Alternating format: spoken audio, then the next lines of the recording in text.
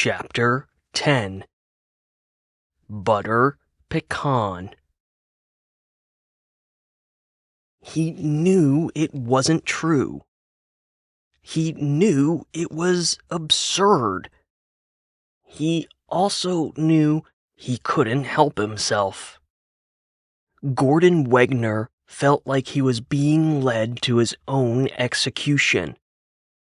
It was a path paved with unspeakable horror that would leave him gasping for oxygen and filling his lungs with nothing but despair.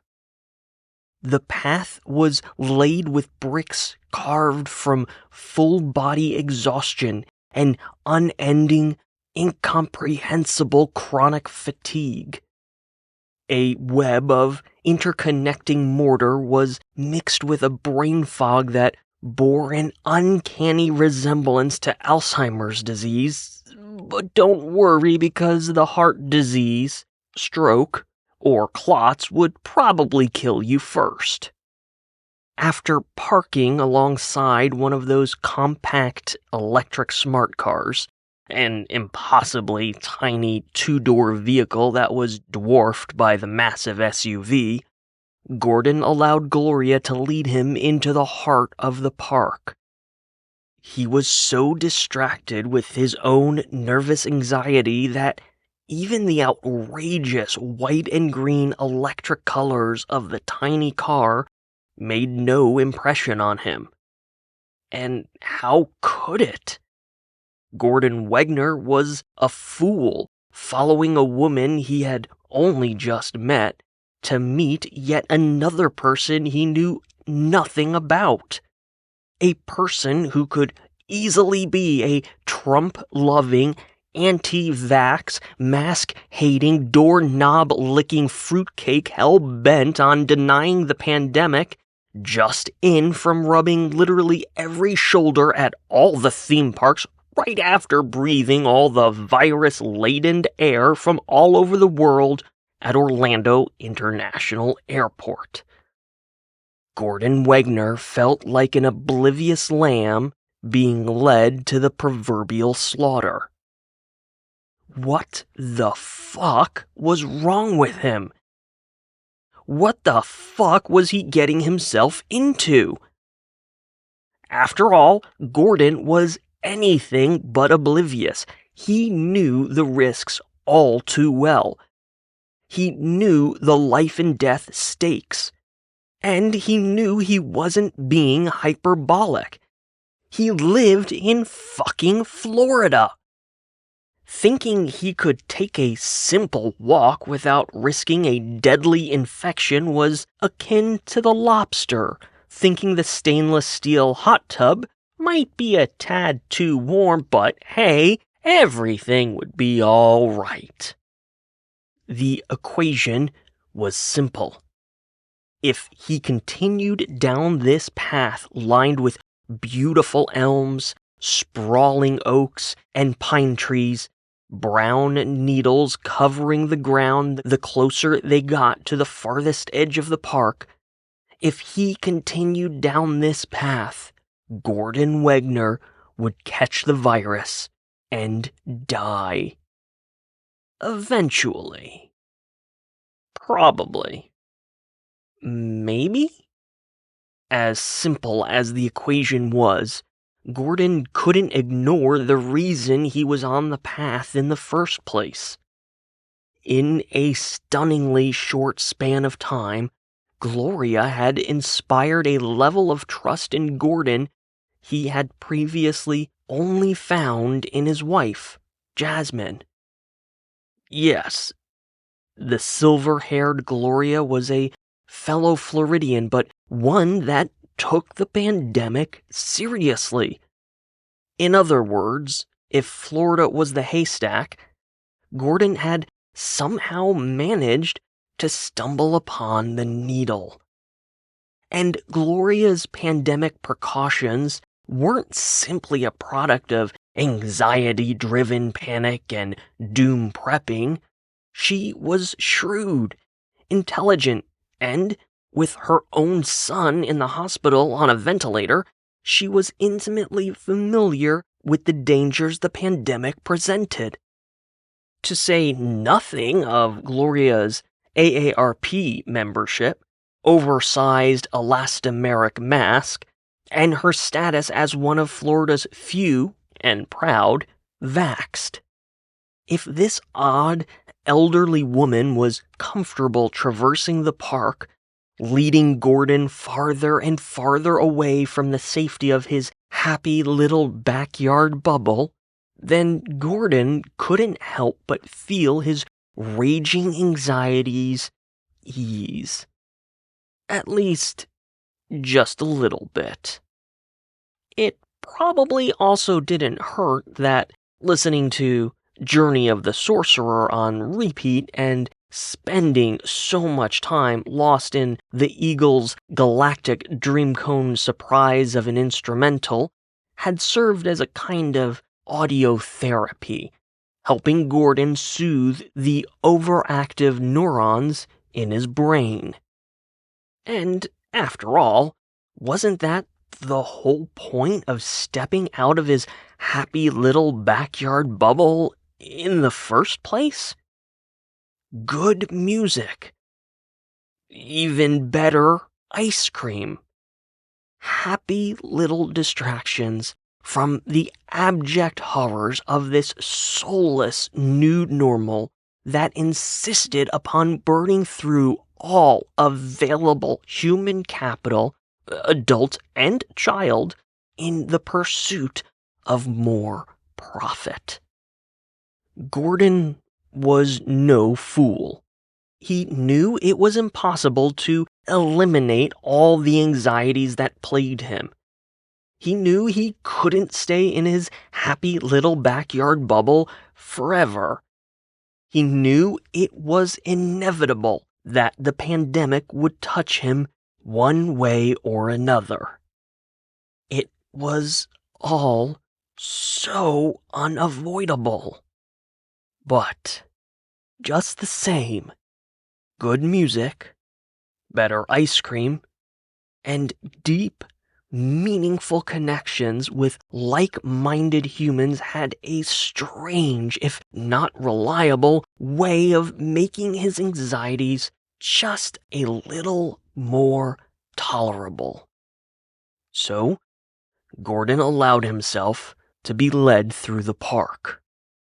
They weaved around couples and groups and all the other people who were just out and about living their lives, willfully ignorant of the fact that every infection they suffered only weakened their immune systems, and eventually it would be the most inconsequential virus or bacteria that would end up ransacking their bodies, leading to inevitable death. Every distant cough made Gordon suppress a full-body cringe. They walked past the party huts and barbecue grills, around the softball fields and tennis courts, all the way to the farthest reaches where the public park began bleeding into the natural, unfucked around with Florida that reminded Gordon of his own backyard. Picnic tables peppered the outskirts of the park, but the wealth of distance between them made it appear to be the designated area for the COVID cautious. Gloria's head was on a perpetual swivel, and Gordon thought she looked like a radar unit searching for a target. Despite that, Gloria seemed to know exactly where she was going. As they approached one of those isolated picnic tables, Gordon saw a picnic basket sitting on it, complete with red and white checkered cloth spilling from the side. It would have made Yogi Bear's mouth water.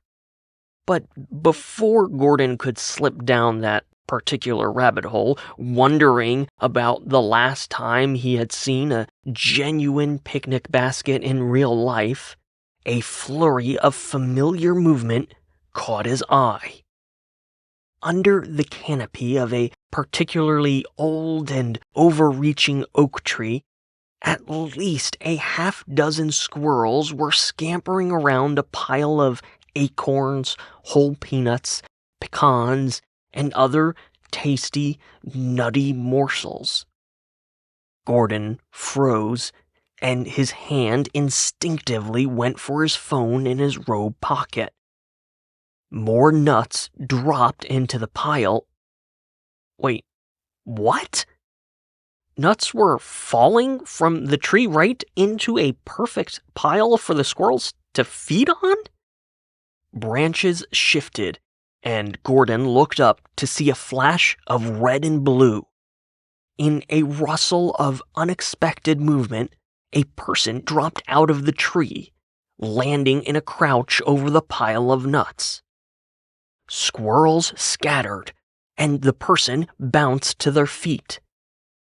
Jeans, tan work boots with black trim, red and blue flannel, dirty blonde hair pulled into pigtails, green eyes, a distinctive brown fleck in the left one. Gordon recognized her instantly. It was a face he hadn't seen in over a decade, and the last person he ever expected to cross paths with on this absurd trek through the park. 1,000 thoughts raced through Gordon's head all at once. Did she recognize him? What was Penelope doing in his corner of Florida? How many years had it actually been? She looked good, healthy, and obviously active if she was regularly climbing trees. Why did he leave the house in his bathrobe? Fuck! Really? Why was he thinking about how she looked? Jasmine was in bed, at home, and Gordon was standing in the park, checking out another woman? Well, not just any other woman. It was his best friend from high school. The person he might have had a long, romantic relationship with, if not for... God, fuck! Enough already! High school was a long time ago. Gordon had been a different person and couldn't be held responsible for his teenage stupidity. Hell, Penelope had been a different person too. But then why did she look almost exactly the same? Aside from the briefest widening of his eyes, which would have easily been attributed to her sudden drop from the tree, Gordon forced his face to maintain a neutral expression, masking that endless tornado of thoughts. He saw no immediate recognition on Penelope's face, and he figured if she didn't remember him, then there was no point in... Penny! This is my friend Gordon, Gloria said as she stepped forward. He is on a wonderful quest to take the perfect photo of a squirrel with his cell phone. Well, that and ice cream. Penelope's mouth had split into the biggest grin Gordon had ever seen. He could tell the grin was as genuine as they came, fueled by a wellspring of joy for life that originated deep inside her. For most people, that wellspring slows to a trickle the older they got. It was dammed up by the endless bullshit of consumerism, the lies told to us by advertisements, and the constant cycle of want, need brainwashing. The dam builds year after year until the wellspring of joy that comes so naturally in the innocence of youth is slowed to a trickle. The tiniest trickle, only unstopped by the false promise of this year's new phone, even though it's exactly the same as last year's, or those shoes with the 3D printed soles that make you walk better, How the fuck can they monetize walking? But none of that seemed to apply to Penelope. Her joy was as pure as it had been in high school, unblemished by the cynicism of age. Except, after a second of thought, Penelope's grin twisted into a frown as her brows furrowed. Wait, how do you take a photo using ice cream?